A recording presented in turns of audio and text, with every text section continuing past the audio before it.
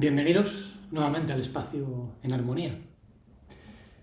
Esta canción que acabáis de escuchar es una composición, improvisación que estoy desarrollando inspirado por músicas de la antigüedad que comparten un pozo de luz, de modos antiguos que contienen algo especial, una inspiración, por así decirlo, que nos abre al mundo de la totalidad divina. Y de eso me gustaría hablaros hoy, porque hay una inspiración superior, un espíritu de vida que nos saca de toda preocupación, toda desviación de nuestro verdadero camino de luz, de sanación, de completud. Y como iba diciendo, estas músicas antiguas, ya sean la griega, la sefardita, la turca, la árabe, todas las músicas del Oriente Medio, incluso de otros lugares del planeta, son más inspiradoras porque por una parte se basan en lo que llaman afinación natural, es decir, no tiene nada forzado. En inglés lo llaman just intonation tuning, afinación por entonación justa, ya que lo que se utiliza para afinar son o quintas justas o cuartas justas, y de ahí luego salen microtonos, porque la serie armónica pues comienza con intervalos justos, ¿no? La octava, la quinta, la cuarta, la tercera mayor, segunda mayor, pero luego, según vamos avanzando en la serie de despliegue armónica, aparecen notas nuevas, que no son ni tonos enteros ni semitonos, son microtonos. Y eso está contenido en todo el universo. Entonces las músicas antiguas se basaban en esas proporciones. Por eso muchas personas cuando las escuchan sienten un eco, una familiaridad. Y muchos de nosotros nos hemos sentido atraídos por estos instrumentos, precisamente por eso, para poder tocar tonos que no están en los instrumentos occidentales habituales. Yo siempre sentí una limitación con el piano, y eso que a día de hoy pues es de mis instrumentos favoritos, me encanta. Se puede afinar también con microtonos, pero es muy difícil y muy caro además. Y lo mismo pasa con otros instrumentos musicales occidentales, ¿no? Como pueden ser la guitarra, la flauta de metal. Sí, se pueden tocar melodías muy bonitas, pero a la hora de desarrollar la microtonalidad que afecta al alma más directamente, es muy difícil. Entonces, estos instrumentos, en este caso el laúd turco, que se parece mucho al árabe, es 3 centímetros más pequeño, pues son ideales para todo esto, ¿no? Los neys, las flautas turcas también, y próximamente pues grabaré algo con los neys. También se pueden tocar microtonos en música india, con los bansuris, ¿no? Con el sitar. Son instrumentos quizás más alejados de nuestra cultura pues, judeocristiana, pero pues, son también interesantes, ¿no? Este instrumento se utiliza mucho, tanto en música árabe como música turca, como música judía. El otro día una persona me preguntaba en un comentario que si conozco alguna fuente de partituras árabes para tocar. Bueno,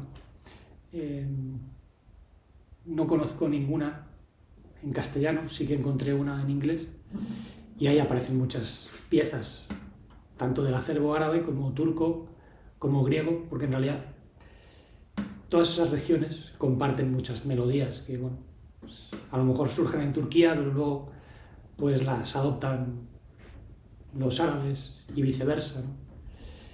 También hay una comunión entre Asia Central y Oriente Medio.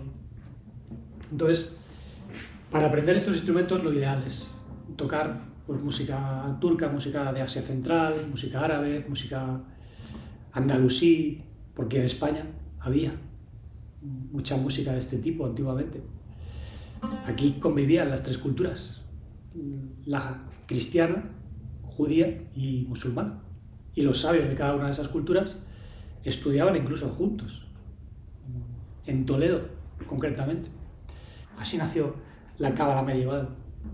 Todos ellos estudiaban pues, una filosofía universal, digamos que adoraban al mismo Dios, que es el uno divino, que lo llevamos dentro. Y la filosofía universal que ellos estudiaban pues no tenía dogmatismos, se basaba más bien en el autoconocimiento, el crecimiento interior. Es decir, eran modos más abiertos y flexibles de comprender el crecimiento, el propósito humano. Y dentro de aquellas culturas inspiradas podemos destacar el papel de los filósofos árabes y también los místicos sufíes, que bueno, eran músicos itinerantes o místicos itinerantes que venían de épocas muy remotas.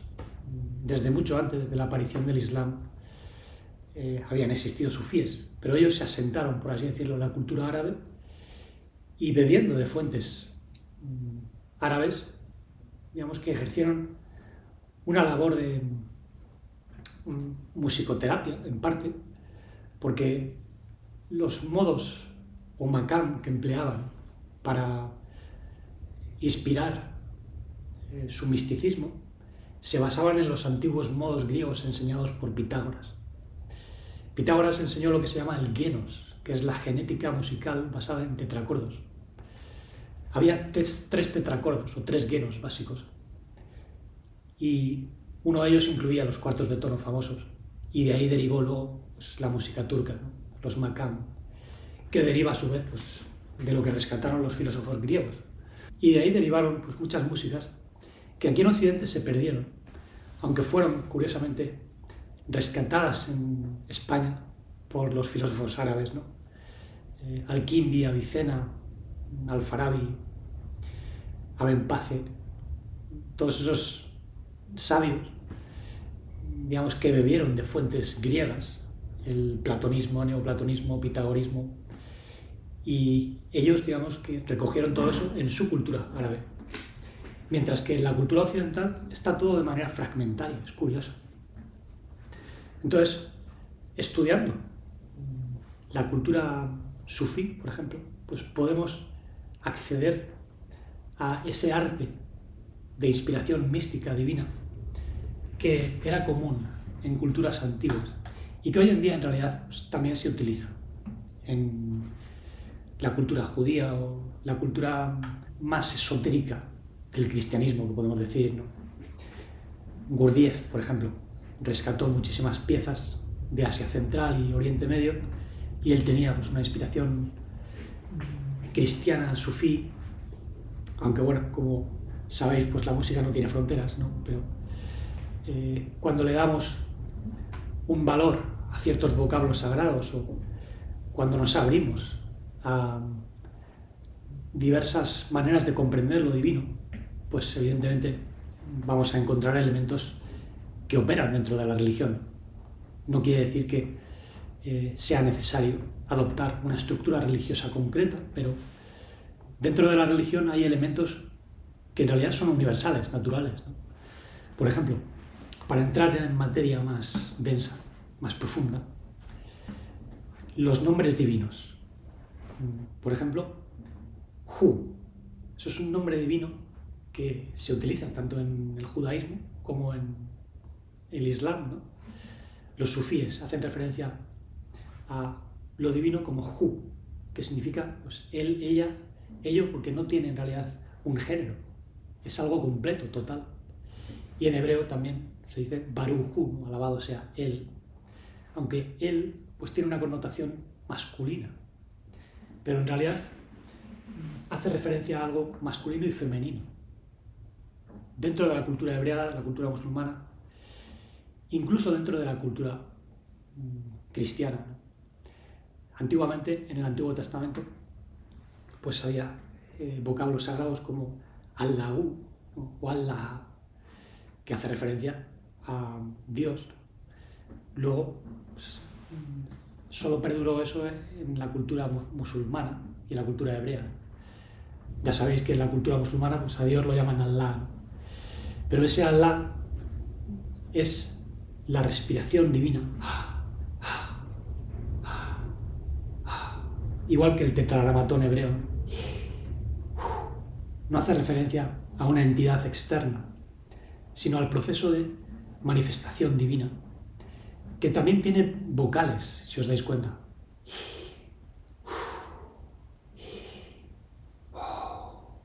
Io, iu, a.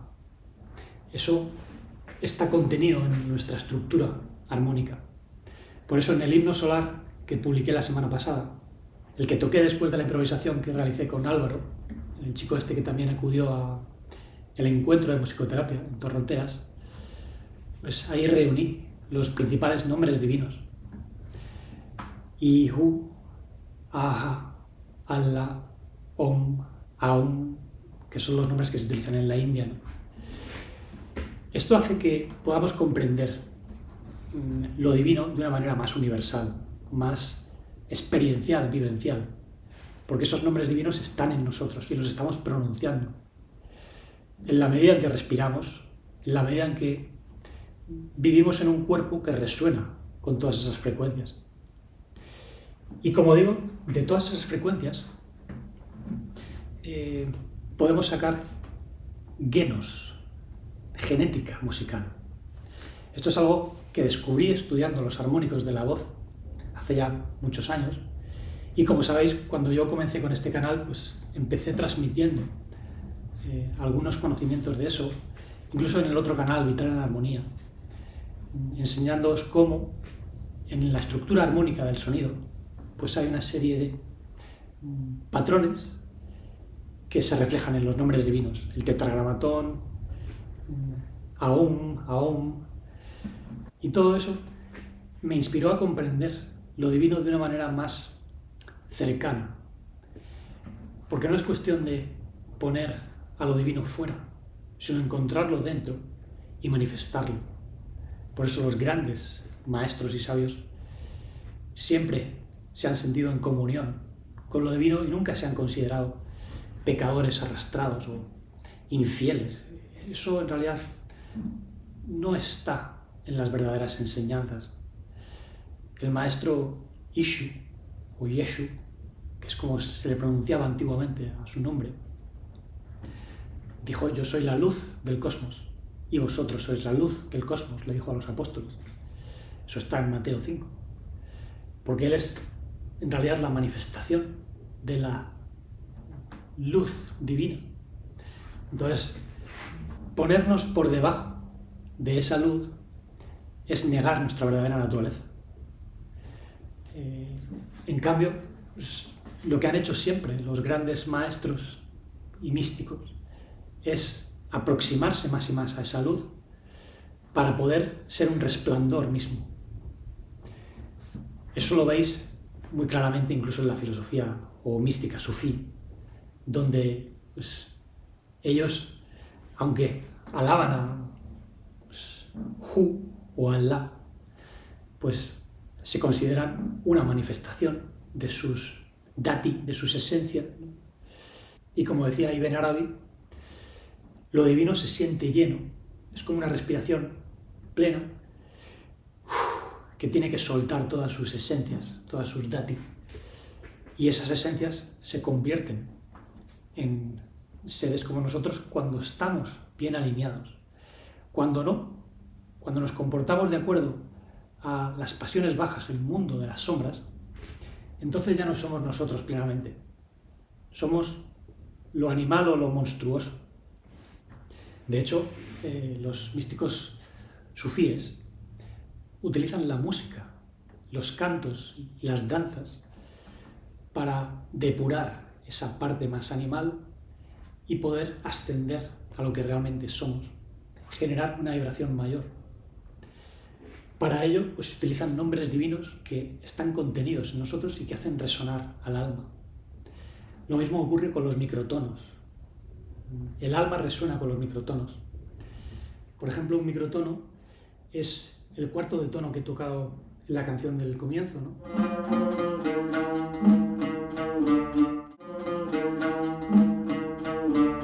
Esto que puede parecer desafinado a nuestro oído occidental, en realidad ejerce un efecto elevacional en el alma, Entonces, para que veáis la diferencia entre el semitono y el cuarto de tono, cada tono se divide en 9 comas, así que os podéis hacer una idea de cuántos matices hay, ¿no?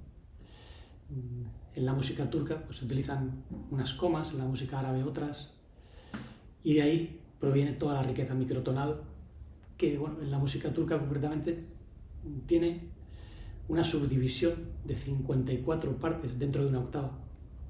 En la India tienen 22, también tocan microtonos, mientras que en Occidente pues nada, manejamos 12 subdivisiones, los 12 semitonos.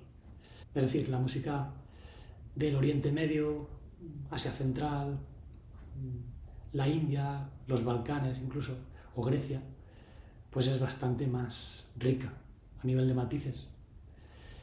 Y eso hace que el alma pues, se estremezca de manera más profunda, porque el alma es elástica, es como una goma que se estira. Y hay una parte que está en nuestro cuerpo físico, otra parte que está envolviendo al cuerpo con una dimensión emocional, hay otra parte mental, y bueno, diferentes escalas, diferentes maqam, tienen un efecto en estas dimensiones. Y esto es lo que conocían los esenios, los pitagóricos, lo que luego rescataron los filósofos árabes, y luego a través de ahí pues, los sufíes, y por eso pues, actualmente lo estoy investigando de manera más profunda. Como decía el sabio armenio, maestro de danzas, Gurdjieff, la música objetiva, que influencia la realidad de manera matemática, se basa en las octavas interiores. Esas octavas interiores son microtonos en realidad. Esto es una conclusión a la que llegué ya hace bastantes años.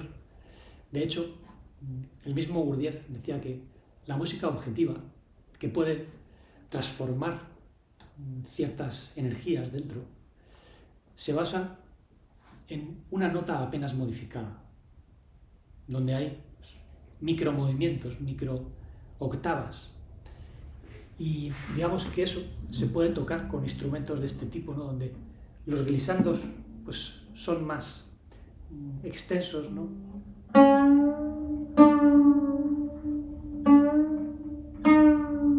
Esto no se puede hacer en una guitarra porque hay trastes que te impiden, te ponen un límite, y esto rompe la fluidez natural de la música. Por eso, antiguamente, incluso en la Edad Media, los laúdes que utilizaban los trovadores cristianos no tenían trastes. Luego sí se pusieron trastes en el Renacimiento, y es verdad que se pueden poner trastes para que haya microtonos. Lo veréis en instrumentos como la baglama o el kopuz turco. Esos instrumentos tienen trastes y te sacan microtonos, pero aún así, digamos que los trastes establecen pues, una especie de límite. Y esto pues, no tiene fronteras, ¿no?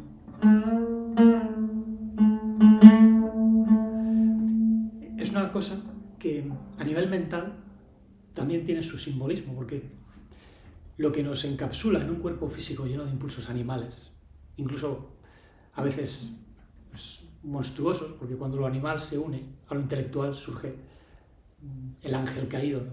El diablo, pues todo eso se basa en limitaciones mentales, prejuicios, creencias, posturas que están equivocadas, pero en las cuales caemos una y otra vez, ya sean comportamientos, patrones de pensamiento, patrones de reacción emocional.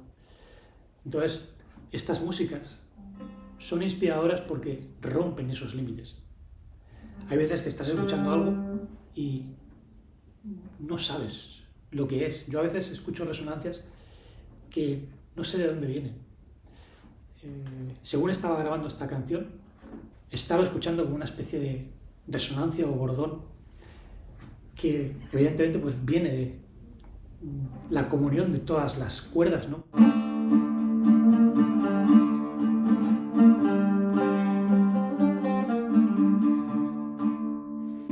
Y esto muchas veces lo que hace es romper los límites de la mente para hacerte nadar en el océano de vibración que es en realidad nuestro verdadero ser. He publicado unas frases ahí en la pestaña de comunidad y publicaré bastantes más en el blog Canto de Realidad. Pertenecen a el místico poeta persa sufí Jalaluddin Rumi, un clásico.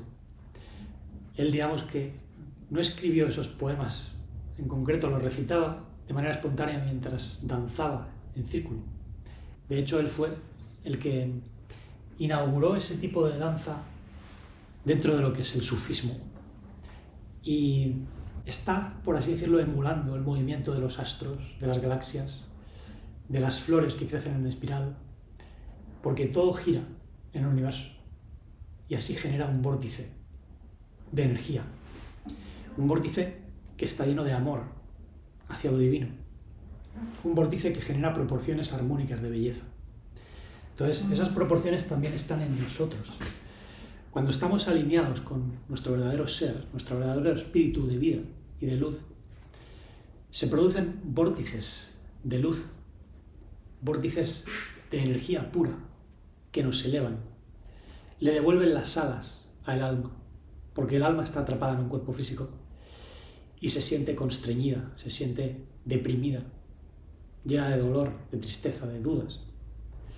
Una persona que estudia conmigo, pues últimamente me ha estado hablando mucho de que se siente constreñida, ¿no?, por esa energía pesada del cuerpo, que a veces se manifiesta en forma de dolor en la cabeza, dolor emocional. Y es verdad que el alma, cuando viene aquí, sufre un anhelo de retorno, pero también sufre porque ve cosas que no están en sintonía con lo divino, contradicciones, ¿no? Todas las guerras, conflictos, injusticias, todo eso entristece al alma. Y eso en sí no es malo, no quiere decir que tengamos que eliminar esa tristeza. Es imposible no tener el corazón roto en este mundo. No busquéis salir de la tristeza de manera absoluta, porque en este mundo físico siempre la va a haber. Por eso, ciertas enseñanzas místicas de Oriente que tratan de pensar que, bueno, hay que eliminar todo lo negativo, pues pueden dar lugar a confusión, porque del mismo modo que tiene valor la alegría, muchas veces la tristeza también nos hace reconsiderar nuestros caminos. El mismo Rumi decía que debemos abrazar la oscuridad, porque en toda fractura, en toda grieta se cuela la luz. No os sintáis solos, porque todo el universo está dentro de vosotros, decía. No sois una gota separada del océano, sois el océano en la gota. Y él hacía una comparación entre el sonido del ney, de la flauta de caña, y ese quejido del alma cuando se separa de lo divino. Eso es inherente a la vida humana. No es malo en sí mismo, sino que es parte de un fuego purificador.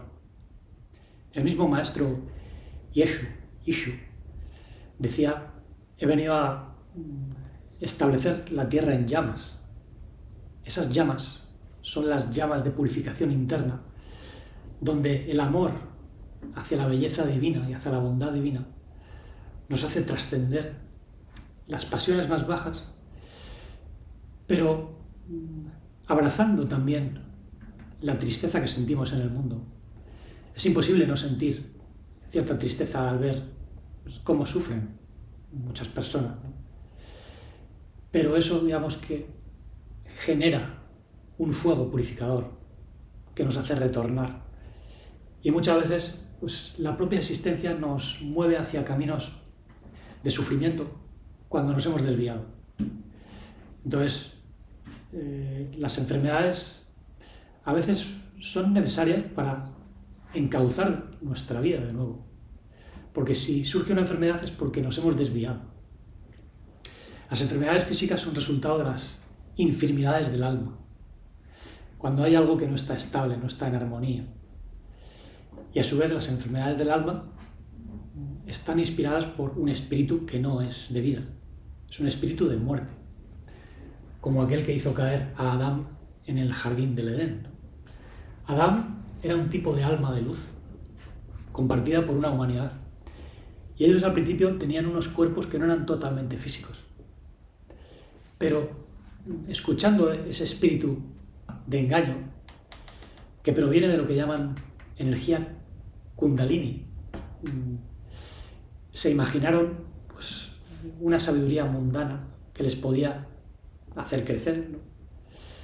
Pensaron que podían elevar este mundo con ciertas artes, se dejaron llevar por los placeres de este mundo y bueno, esa energía de la serpiente les arrastró hacia el mundo físico. Por eso la energía de la serpiente en sí tiene que estar neutralizada para que no sea venenosa. De ahí vienen algunas enseñanzas, incluidas la del maestro Ishu. Él dijo, así como Moisés levantó la serpiente en el desierto, será levantado el hijo de Adán en los últimos tiempos, que son los que estamos viviendo. El hijo de Adán somos nosotros.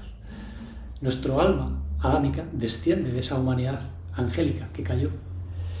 Y digamos que culturas chamánicas o incluso Moshe pues, hicieron una serie de ejercicios o rituales para poder elevar las energías de la serpiente y neutralizarlas. En el yoga, por ejemplo, se habla de cómo hacer ascender la Kundalini, ¿no? O como explicaba este derviche que encontramos en el encuentro de musicoterapia, que es un hombre bueno, que no pertenece a una comunidad derviche, pero se viste como derviche para danzar, y él decía que la energía Kundalini se alinea con la energía divina cósmica cuando nosotros danzamos en el círculo. Y es verdad que esa energía tiene que estar rectificada, como dicen en las enseñanzas del misticismo hebreo. En el misticismo hebreo, esa energía está en Yesod, el fundamento. Ahí está también la piedra de Pedro, la piedra de tropiezo, de la que habló el maestro Ishu. Porque Pedro era un apóstol que se dejaba llevar mucho por los celos, el enfado, la reacción celosa. Incluso le cortó una oreja a Malco, ¿no? Cuando fueron a apresar al maestro, según la historia, que tiene mucho de alegoría, ¿no? Pero digamos que esas energías que operan dentro de nosotros, cuando no están rectificadas, se convierten en pues, pasiones, ya sean de orden sexual, emocional, mental. La Kundalini es imaginación pura. De hecho, Mr. Gurdjieff decía que mientras que los ocultistas y yogis creen que la energía más elevada es la Kundalini y que eso es lo que hace evolucionar al ser humano, en realidad es lo contrario. Es lo que genera una imaginación desbordante que hace creer al ser humano que es lo que no es. Porque esa energía fue puesta aquí y desviada a propósito por ciertos arquitectos para confundir a las mentes y bueno, desviar parte de la energía espiritual hacia lo que es la reproducción. De eso hay mitos en Armenia, en el sufismo se habla mucho, ¿no? Del pavo real como el símbolo del orgullo del ángel caído. El pavo real tiene colorines en su cola y tiene como ojos. Todo eso representa la famosa energía Kundalini o la energía luciférica, que en sí misma, aislada, es destructiva o voluptuosa, engañosa. Pero cuando se alinea, cuando vuelve a su fuente, se armoniza, por así decirlo. Entonces puede generar abundancia de vida. Eso sí. Pero para eso tiene que estar rectificado. Y nosotros tenemos que rectificar la mente y el corazón y las pasiones corporales con una conciencia más elevada. Por eso, las frases de Rumi, por ejemplo, están muy bien para poder inspirarnos. Las he puesto en conjunto porque vais a ver que hay como una especie de oleaje de inspiración o de iluminación. Y el otro día, según leía algunas frases de Rumi en un vídeo, en los comentarios a un vídeo con música hermosa de Jivan Gasparian, al Duduk, pues sentí una vez más esa oleada de amor por lo divino, por mi ser, de agradecimiento, ¿no? Y se me saltaban las lágrimas. Había más de 2000 comentarios y no podía dejar de leer. Me llevó pues, como 2 o 3 días leer como mínimo 2000, lo que pasa es que luego ya se fue ralentizando según iba bajando y no pude leerlos todos, pero recogí todas las frases que no conocía de Rumi y las añadí a mi colección. Tengo ya, si no cientos, pues más de un centenar. Y ya hace muchos años, al leer la Masnavi de Rumi, sentí algo especial, porque ahí podemos ver la confirmación de la enseñanza del maestro Ishu. Por eso los sufíes decían que su primer maestro pues, fue Isa, ¿no? Como ellos le llaman. Digamos que ellos siguieron en cierto modo sus pasos, fueron manifestadores de la verdad del maestro Ishu dentro de la cultura islámica, lo cual está más en sintonía con la verdad, porque hoy en día muchos se piensan que bueno, dentro del Islam pues, no hay verdad si eres cristiano. Depende de cómo se enfoque todo, ¿no? Evidentemente la religión externa se basa en la cultura babilónica, es la confusión de las lenguas, ¿no? Babel. Entonces, todo lo que son los lenguajes han establecido muros, divisiones, pero cuando vamos al verdadero lenguaje, que es el silencio, entonces ahí desaparecen las barreras. Por eso Rumi decía que el silencio es el lenguaje de Dios y todo lo demás es una pobre traducción. Y por eso manifestó: yo no soy ni musulmán, ni sufí, ni cristiano, ni judío, ni del este ni del oeste. Soy del lugar sin lugar. Pertenezco al amado, ¿no? No soy ni alma ni espíritu, decía, porque es algo que trasciende los lenguajes. ¿A qué nos referimos cuando utilizamos la palabra alma o espíritu? El espíritu es un soplo, una inspiración. Y evidentemente tiene que haber una inspiración que viene de nuestro verdadero ser. Si a eso lo queremos llamar espíritu, está bien, pero no nos quedemos en las palabras. Sintamos el espíritu. El maestro Ishu dijo: yo os enviaré desde el Padre al Espíritu Santo, al ayudante, incluso al Espíritu de verdad, porque son grados. Espíritu es también soplo, y en hebreo pues, utilizan la palabra Nishmat o Neshama. Adán recibió el Nishmat Haim, el soplo de vidas, y se convirtió en un alma viviente, porque el soplo es lo que genera el alma cuando pasa a través de un cuerpo. Pero dependiendo de ese soplo, de esa inspiración, vamos a tener un alma u otra. Puede haber un alma caída, un alma inspirada por las energías de la serpiente, o un alma divina, divinizada, elevada, que es lo que manifestó el maestro Ishu, ¿no? Él expresó al nuevo Adán, el Adán que ya no es un ser arrastrado, engañado por la serpiente. No tiene sentido considerarte un pecador y un ser imperfecto si ya comprendes de dónde viene tu verdadera luz, te fusionas con esa verdadera luz y la identificas como lo que es real.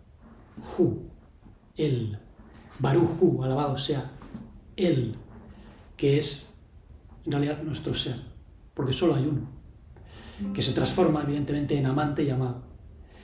El amor es lo que une al amante y al amado. Los dos son amantes, por tanto son uno.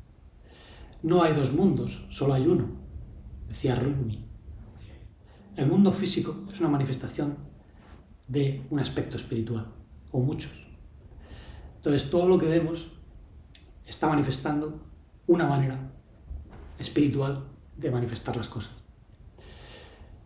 Cuando el espíritu es recto, en el mundo físico incluso se manifiesta lo recto, la belleza, el crecimiento, la dicha. Entonces podemos estar aquí abrazando este mundo a pesar de pues, los desvíos de la naturaleza, ¿no? Las caídas angélicas. Adán era un ángel, un mensajero que cayó, y de ahí derivaron pues, muchos problemas.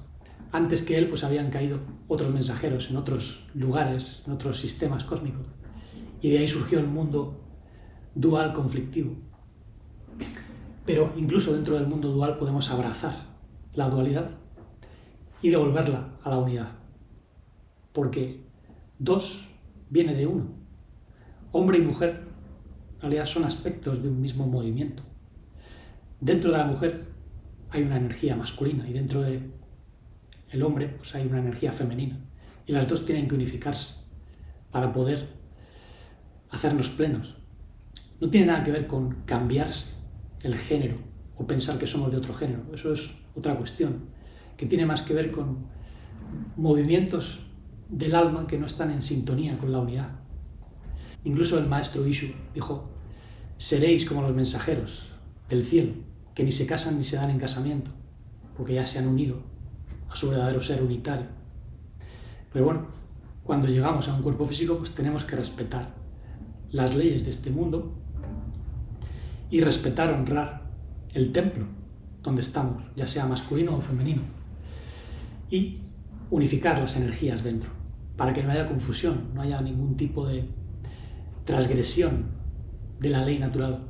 Porque cuando transgredimos las leyes naturales aquí, se producen desvíos que llevan a enfermedades y a la desdicha, al dolor, al sufrimiento. Pero para eso, para trascender, necesitamos abrirnos a algo mayor, darnos cuenta de que nuestro ser nos está abrazando aquí, que no tenemos por qué sentirnos tristes o solos, porque todo el universo vive a través de nosotros y nosotros somos la luz del cosmos en realidad. Es lo único real. Si nos identificamos con el cuerpo y decimos que el cuerpo es yo, estamos mintiendo, porque yo solo hay uno, solo hay un gran ego. El falso ego es la experiencia de gran oscuridad, de gran ofuscación, de grandes obstáculos. Pero la experiencia del gran ojo cósmico que vive a través de nosotros es conocer quiénes somos realmente. Somos una expresión del uno. No somos todo el uno, somos un destello de él, Hu. Y en ese reconocimiento es donde podemos expresar nuestro gran potencial, que es lo que él, que es más que lo masculino, lo femenino, es los dos a la vez, pues quiere para nosotros. Lo femenino en el universo es la manifestación natural, las cosas que giran en espiral, la belleza, la música. Y lo masculino, digamos, que es lo que unifica, es la unidad que de algún modo establece un centro recto en el cual podemos girar o en torno al cual podemos alinearnos. Pero lo masculino y lo femenino son parte de un movimiento, de uno, no de dos. El valle y la cresta de la ola son lo femenino y lo masculino de un movimiento. Y en ese movimiento unitario es donde nos encontramos realmente, para trascender pues, todas nuestras penas, confusiones. Y bueno, la música, como digo, pues, es de gran ayuda porque expande nuestra mente, disuelve las tensiones y nos ayuda a sentir las armonías de belleza que nos pertenecen como regalo divino. Son parte de nuestro reino. El reino de los cielos está dentro de vosotros, decía el maestro Ishu. Porque no está en otro mundo, sino dentro de ti, en tu ser. Somos reyes divinos en realidad. Solo tenemos que manifestar los dones con nuestra corona. Y como no quiero extenderme más, pues muchas gracias por escuchar. Recordar que realizo tanto sesiones de música inspiradora, musicoterapia, asesoramientos personales para ayudar a las personas a encontrar su senda de vida y a desbloquear neurosis o patrones de confusión. Tengo también una serie de cursos, de módulos, los podéis encontrar en Vital en Armonía, en la web. Hay otros 2 canales paralelos, Life en Armonía en inglés y luego Vital en Armonía, donde también hay publicado pues, material. Tengo un blog ya bastante antiguo, Canto de Realidad. En inglés hay una versión también. Y bueno, pues ahí podéis encontrar más información. Si alguno quiere contactarme para alguna sesión o concierto de inspiración, lo que sea, puede dejar un mensaje en la web o directamente en armonía@gmail.com. Y también hay una caja de comentarios donde podéis preguntar, comentar lo que deseéis. Así que, nuevamente, gracias y sigamos, como decía Rumi, dejándonos inspirar, arrastrar silenciosamente por el tirón más fuerte de aquello que realmente amamos. Esa inspiración del espíritu de vida. Armonizando mente, corazón y cuerpo para expresar el amor sin límites, la vida no fragmentada, la conciencia integral y la serenidad dichosa e infinita.